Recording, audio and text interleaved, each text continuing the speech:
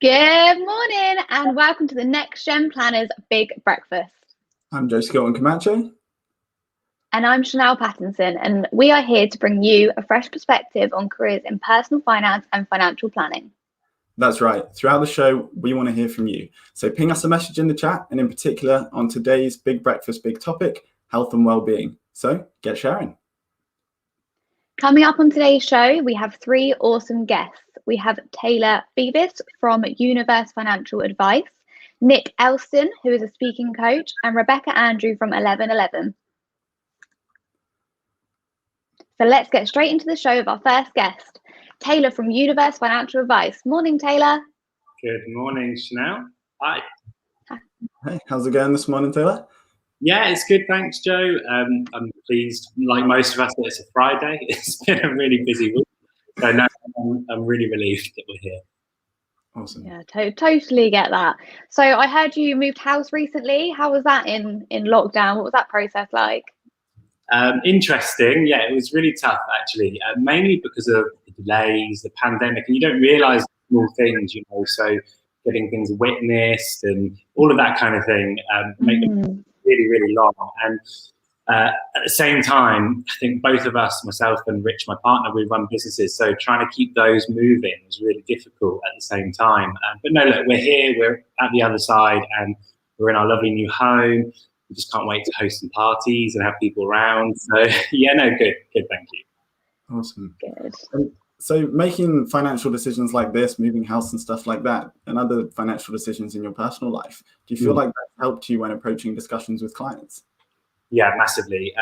I've learned a lot, actually, through sort of this period. And I'd say for me, the key takeaway was that prior to all of this happening, to moving home, which for most people was a small thing, but because of the sort of like delays that we had and the problems that we had, it made it much more difficult than it should have been for us. And it's not the first house I bought, so it was definitely the most challenging for me. But what it taught me was when we're dealing with clients, so usually I'm quite gung-ho, I go in and get straight to the point, but actually you don't know what's going on with people and you don't know what challenges they're facing, and we all react to them differently. And I think we know that, but until we go through something that really challenges us, we don't quite understand the impact that it can have. So I think for me, the takeaway is that take more time with clients outside of the money, the facts and the figures, just to say, how are you and what's keeping you awake at night and what's worrying, those kind of things. And I've had a few clients recently where they've really opened up because the pandemic is so pressurizing on everybody and we're all coming out of it differently. Some people are fine and some are really not. So all of those things, I think, have a massive impact then on the decisions that we're making with them. So I think that's a key learning point for me, is just to take more time to understand what people are going through. Yeah, definitely. So Taylor, your business has been established since 2018. And when you launched, you had plenty of people telling you that you were too young to advise. And I've definitely had that reaction myself quite a few times. So I'm interested to hear how you have responded to that. Yeah, I think the main thing is generally in life anyway, I've got a really thick skin. So it would be difficult for it to sort of penetrate that much. But it did get to me at some points. So people did say I was too young, but I sort of looked at it in a different way, and like 30 million people of working age, let's say, in this country, there's enough people to be clients of mine in that pool, and there's definitely a shortage of advice. So, okay, I might not be for everybody, but I'll be okay and good enough for enough people. And actually, it's true, and I've really seen that. And clients love having a younger financial advisor. I mean, you could throw back the question to older advisors and say, well, actually, are your clients happy that you probably won't see them through their retirement because you're going to be retiring yourself? So a younger advisor, they're certain that it's very likely that I could see them through their retirement in full. So I think for most of my clients, they absolutely love it. So I've had no issues there at all. So I would just say, focus on kind of crafting your business, ignore it, and just do you. That's brilliant. I love the sort of abundance mindset that you've adopted there, that there is going to be clients there. It doesn't matter how old I am, they're going to be there. And so many. Yeah, and I know that you spent, I think it was over a year doing research before you actually launched your business. Can you tell us a few things that you learned in that process? Yeah, I jotted down a few notes. So key takeaways for me on that. So paper-based business equals nightmare is always something I have in my head. So try and reduce paperwork, because the pandemic has shown us to be able to sort of transition a paper-based business. Now, I went into advice firms in the UK where everything was in a physical file, and you'd think that that would be the past, but it really is still happening in some firms. So that is an absolute nightmare. So we try and reduce that as much as possible. Technology is interesting because I'm a massive fan of streamlining, efficiency, and technology, but at a balance. Sometimes too much technology can come at a cost where things go wrong and it affects another part of your process. So I think there's a real good balance between having enough technology and some things that just don't need to be kept up, can be left as they are. So I think that's one thing. Also, the two final things on this. So I realised that large advice firms, I have nothing against them, but they weren't for me. I like to make decisions really quickly. I like to be able to have oversight on a wide range of areas within a business. So to be involved in a much larger business was not for me. So I think that's key for a new advisor to understand, is actually what do they want or need from where they're going to be working. And then the final thing is that, again, the model of being employed was not for me. I really wanted to have ownership of clients, not just for a financial reason in the future, but just so that I knew that no one could take that away from me. So that was one thing that I took the move to become self-employed, so that I could guarantee certainty in that area. Yeah, brilliant. That's definitely interesting. So you were very clear when you launched your own business that you would rather launch your own business and join an established business. Did you ever have moments of doubt or times you sort of question that? Never. No, I really don't. No. So I think I was quite headstrong from the beginning that I wanted to run a business. Before financial advice, I've always been self-employed, bar kind of 1 year, and obviously the year didn't last very long because I didn't enjoy it when I was employed. But I've been self-employed before that, and I think it's just the way I work, and I enjoy everything. I enjoy having to be head of finance one day, head of customer service another day, and having all those hats. So no, for me, it's ingrained in me. And when I look at my father, he's exactly the same. So yeah, for me, it's just, that's how I am. Now, I wanted to ask about your publishing empire. Now, I hear you have a new issue of the Trusted Advisor magazine coming out. Are there any little sneak peeks that you could give us into that one? Yeah, of course I can. Yeah, so Trusted Advisor magazine, I mean, this is kind of the fun part for me, because it's kind of like a hobby is how I see it. It is a business, so it makes money, but for me, it's my hobby. And what I wanted to create is just something that's really useful for advisors. We've got a long way to go on it. You know, we're improving all the time. There's some real big things coming up for this year. But a few sneak peeks are, so I'll give you our next 3 things that we've got coming out. So we've got ESG and ethics, which is obviously very topical at the moment. I'm really pleased to see that a new model had their recent article around those kind of things. So that's amazing. So we're covering similar sorts of things. And our issue after that is tax planning, which with the budget is going to be nice and interesting. There's lots to talk about. And then after that one, it's how to build profitable advice models. So I think that's going to be really interesting for advisors to kind of see the insight to building blocks of building something that is possible if you go down that self-employed route. So they're kind of the next 2 topics, but we do have some other stuff in the pipeline, but I'll keep that a secret for now. Brilliant. Can't wait to read that. I think it's great stuff like that in our industry. It's sort of something a bit different. It's interesting. So no, it sounds great. And you actually just said about ESG and covering that topic, and that is what we were going to ask you about. So it's a topic we covered last week, was environment and ESG, and how important do you think it is for our profession to think and act sustainably? I think it's really important. I don't think it's just our profession. I think it's every profession. I think it's really important. I think one thing I would say is I'm absolutely not an ESG expert. I mean, I'd love to be, but no, I'm not. It's more of a passion of mine. And I think a lot of people that are our age groups, because of everything we've grown up sort of seeing in the media, are very much like this. So I guess I'm the same as most of the others in that area. I think it's good that we're talking about it. I think that helps. I do think we've got a way to come on greenwashing, though. I think we need to sort of work on that to stop companies being able to greenwash and profiteer in a negative way from this kind of stuff. But no, look, I'm really pleased by any talk about it, and I love just learning more. And I think that's what I try and do. Well, thank you so much, Taylor, for joining us. It was really lovely speaking with you this morning. Do stick around, because we're going to bring you in for the Big Breakfast, Big Topic discussion a little bit later as well. Will do. Lovely to chat to you. Thanks.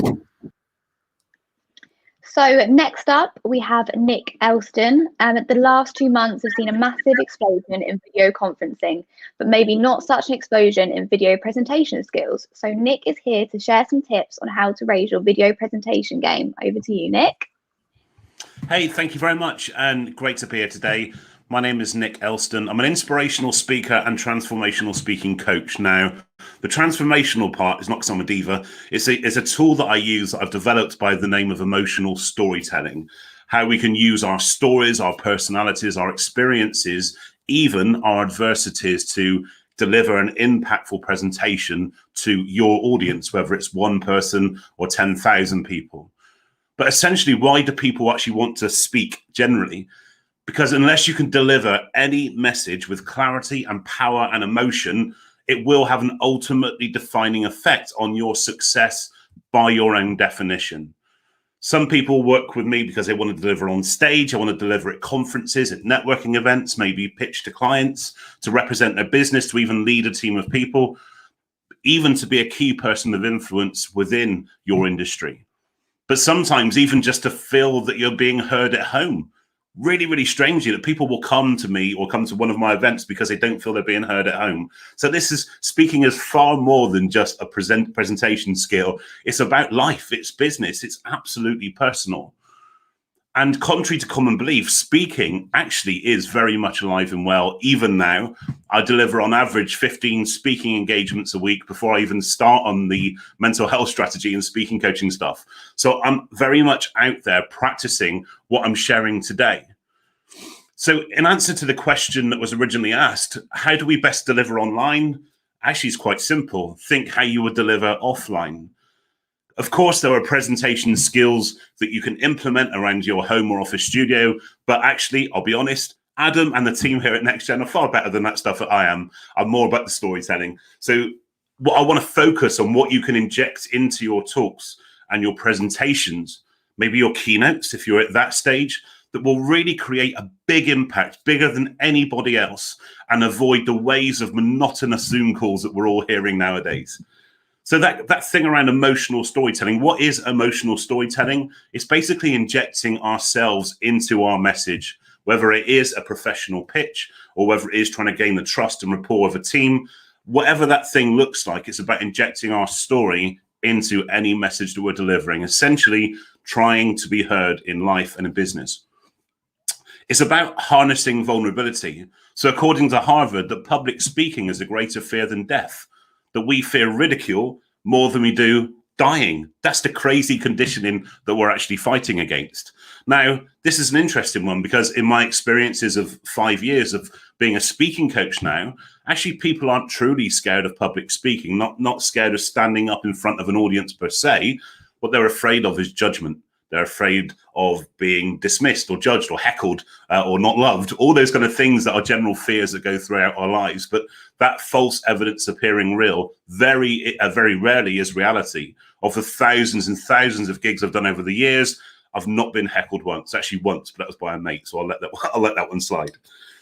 It's about delivering authentically. So it's about being you, but amplified. This isn't, if you're a quiet nature person, if you're a softly spoken person, this isn't turning into that kind of Tony Robbins, like rah, rah, rah, kind of, it's not about that. It's about having your voice, but amplified. How can we make sure that your audience hears what you have to say? So in a conference or an event environment, that could be even as simple as audio visual, of course. But essentially, it's having that belief in your own voice and your own message, which will make you truly heard. I said in life and in business. Giving people an upfront contract. So I work in the space of mental health. So one of the first upfront contracts I give people when I start to present to them, and they'll be different for you than they are for me, but it's really worth, you're basically trying to address every kind of potential objection right from the start. So you are absolutely safe, There's no forced participation, and I'm not a medical expert. That's kind of the three things that I really like to put in place straight from the start, because it sets the tone of what I'm going to deliver. So set your context with your audience, because context is massive. It's when people lose context that relationships break down, that governments fall, that cultures change. We need to understand where people are coming from to be able to truly buy in to the message that they're going to deliver straight after.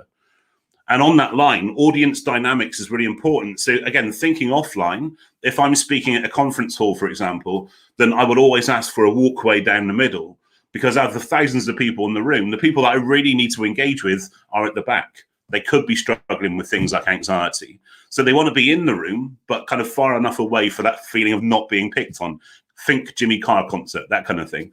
So knowing that dynamic, actually taking that mindset online. I know that there's people in the room that may want to turn their screens off, and that's great too. So if you weren't having that kind of mindset to it, you actually may take that quite personally. It may put you off of your stride. So again, setting an upfront contract with your audience dynamics as well. Why are you there in front of them? Why are you here is a great question to ask ourselves generally, but why are you there in front of them delivering this message to them? What is your value? What value will your audience gain? It's not about what you want to deliver. It's not about your message per se. It's about how it's going to be received. What's the value of them? When I talk about things like personal storytelling, then it's really important to recognize that of an hour keynote, you may get 15 minutes into your own personal story, which will be very interesting, I'm sure. But then after about 15, 20 minutes, the audience will think, okay, this is great, but what's in it for me?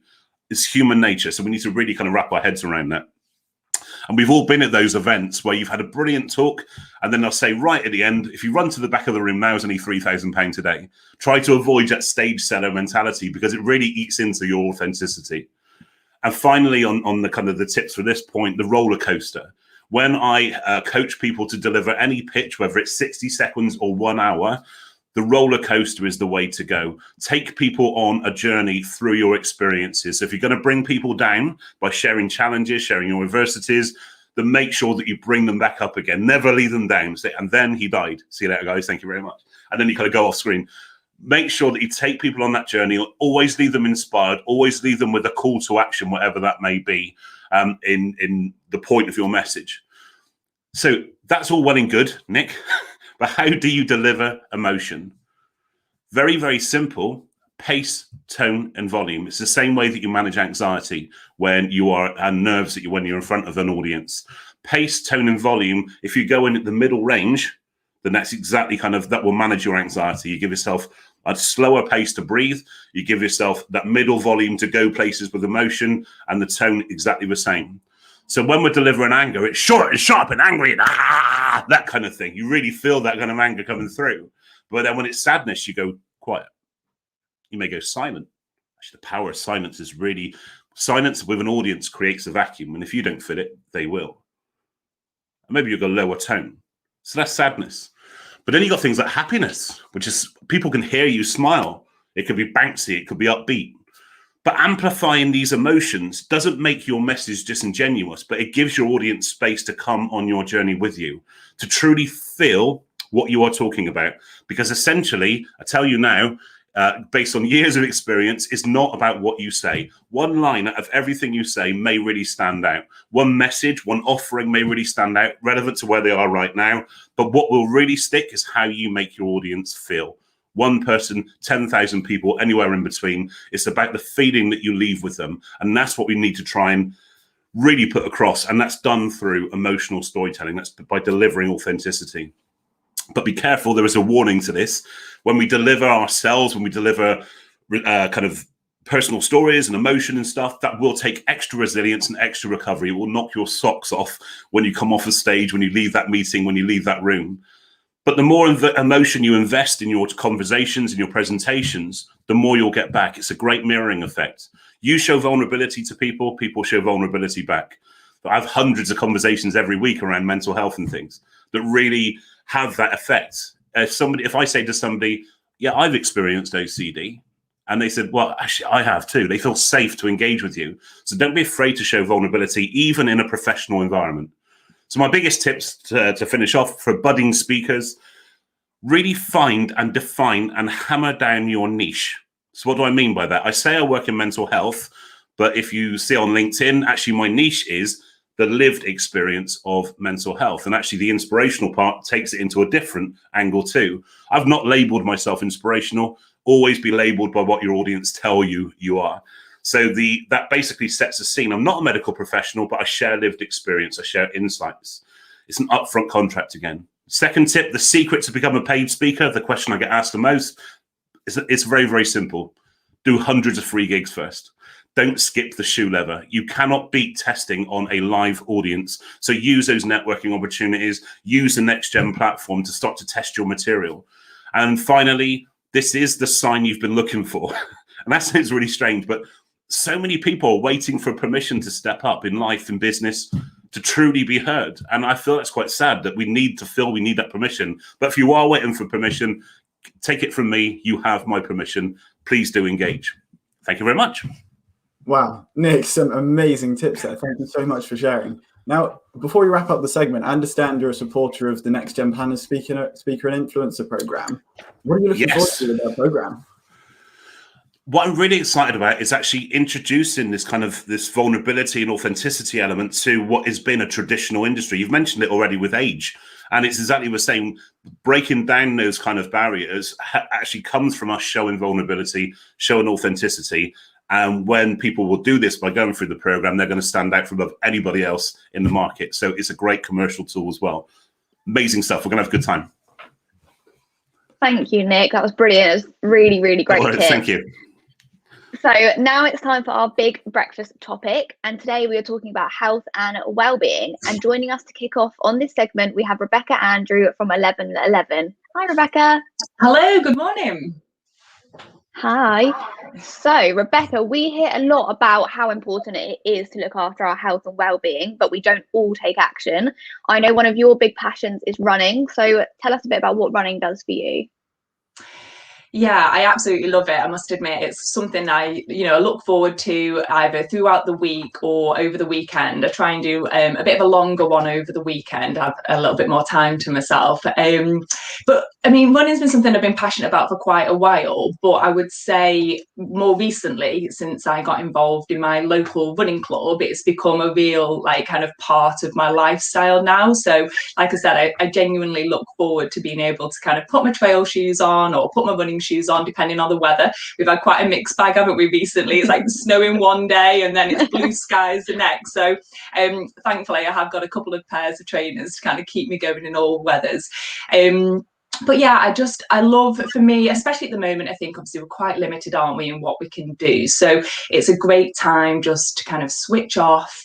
I try and do, like I say, quite a few trail runs so that I'm starting, it's like that escapism almost. And the scenery and the adventure, it just really helps me kind of almost reset sometimes. If I've had a busy week, it's just a great way to decompress and switch off and get some fresh air, get moving, all those things that we know nature can provide. Sometimes we forget, don't we, that sometimes it's those simple things, going for a run, going for a walk, it can just really change your attitude, your motivation, and your spirit often as well. And I think at the moment, anything we can do to try and lift our spirit is only going to be a positive. So I think I've taken it kind of a bit further as well. I've started now entering races, nothing like too competitive, but I think that's really helped me keep on track with some of the training as well. So if you're having a little bit of a day where you can't necessarily be, as you're not as motivated,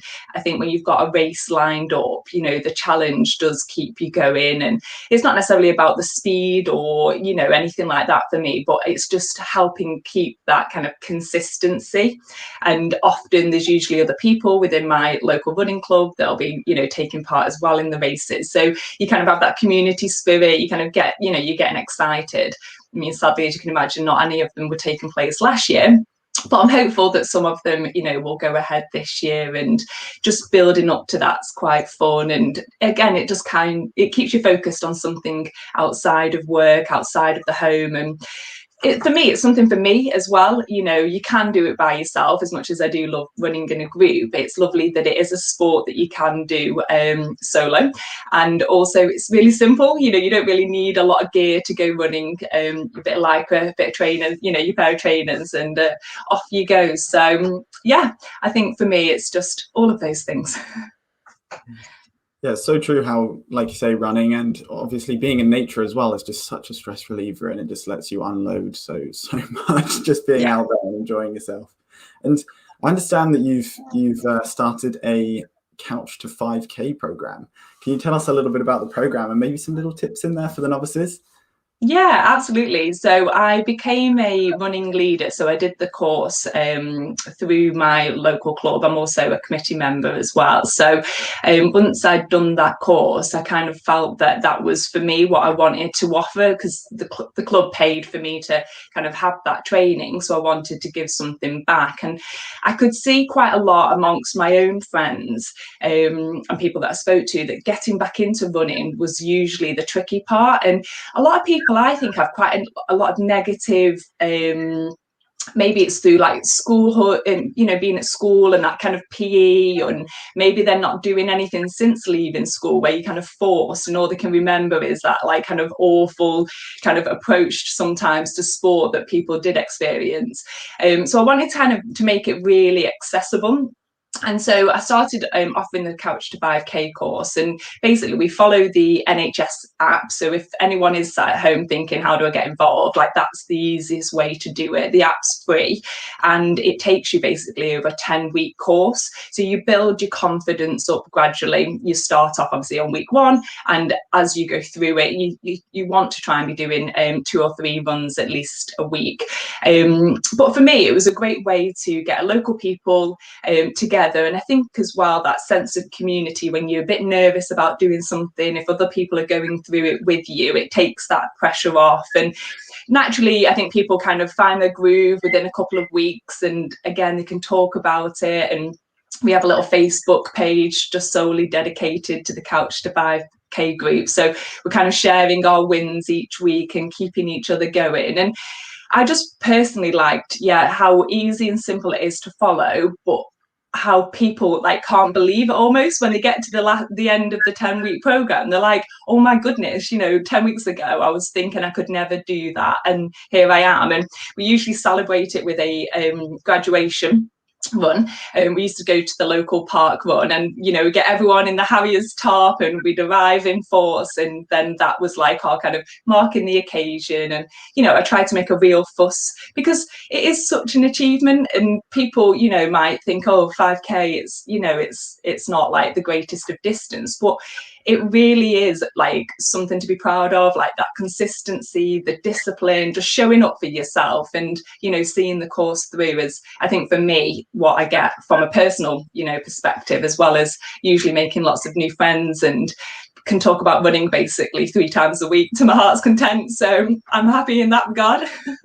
I think that's amazing. That is great. I think that I would love to do something like that. I tried in lockdown, I think I did about 1K, and even that felt, it's not very far, but I was pretty proud. Yes, but anyway, not too bad. The protection market has seen the launch of lifestyle choice products, and they link to health and well-being, and then that's the premium rate. Do you think behaviours linked products can benefit the clients? Yeah, I mean, it is a tricky one, that I feel that, anything that can encourage people to maintain a healthy, lifestyle is obviously a good thing. But it's a hard thing to monitor, because sometimes, at the end of the day, you could get an injury, or, something could happen in your life that might not then mean that you're able to fulfill all the things that you thought you were able to. So yes, I think it's great to have like people or organizations wanting to encourage that and support it and reward people. But sometimes, obviously, there's a lot of life events that are outside of our control that then may lead to people not being able to do all the things that they'd hoped. I think if anything, for me, it's about consistency, and maybe just introducing like one new healthy habit at a time. I think some people maybe get a little bit overwhelmed because they think they should be eating this, drinking that, going to the gym, you know, and almost put too much pressure on themselves, I think, to try and do too much too quickly. Whereas I found personally, if you introduce those habits and create that consistency in your life, a lot of the rest takes care of itself. And for me, if that's like, you know, if that's what it does encourage, if the providers are helping support people choose healthier choices and choose to, you know, be proactive about looking after themselves, then it is a great thing. But at the end of the day, we're all responsible for, you know, it's down to us, isn't it? We're the people who need to kind of show up for ourselves and do the hard work on a daily and, you know, weekly basis. Yeah, that's definitely true. I think it can definitely be those first few steps, quite literally, that are the hardest. And then once you get going, the momentum starts to pick up and you're off. Yeah, it's true. I think people think about waiting to be motivated or waiting to be inspired, but often it's just discipline and habit that I found personally helps get me through those days when I really don't want to be doing something. When it becomes just part of who you are, you show up for yourself and you do it anyway, basically, I found personally. Yeah. Well, thank you so much, Rebecca. It's been amazing talking with you today. I'd like to bring Taylor and Nick back in the room.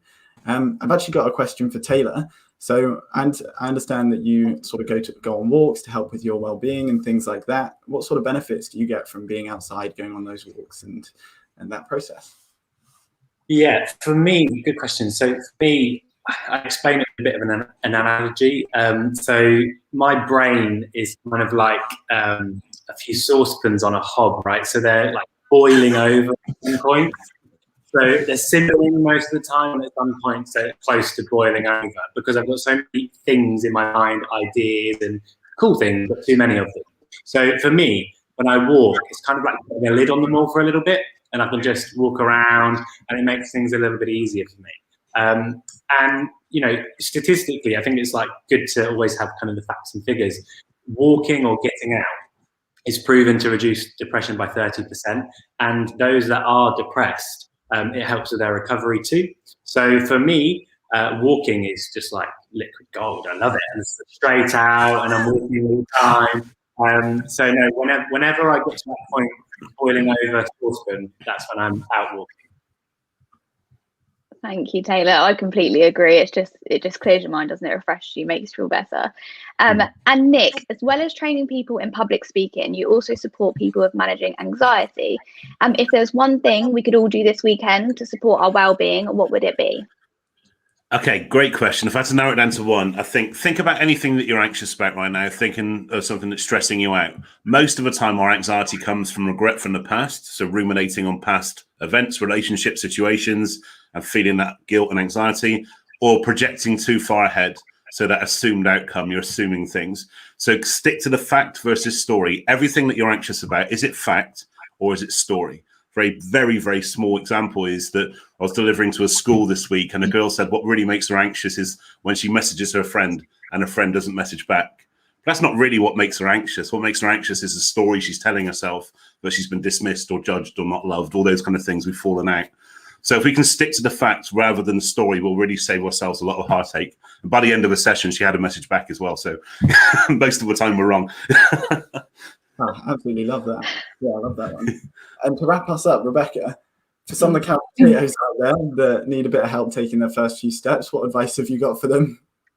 Well, I think it like follows on probably quite nicely from what Nick has just said. You know, a lot of the time it's the story we're telling ourselves, and you know, if people can hopefully kind of like mute that inner critic or that inner voice and actually just reinforce all the positives, you know, then I think that'll go a long way for people getting their trainers on and out the door. But you know, as you've just said, whether it's going for a walk, whether that then turns you into a little jog, it might just be that you'll do 10 minutes. And what we do is sometimes we use lampposts, you know, and just maybe say, right, I'm going to walk here and then I'll run to that lamppost and then walk a bit. And then, you know, don't put any pressure on yourself. There's no reason to kind of go in kind of making, you know, putting an unnecessary level of pressure on yourself. Just go out and enjoy it, and yeah, you know, enjoy, like you say, the experience as opposed to making it harder and telling yourself the story that probably doesn't really,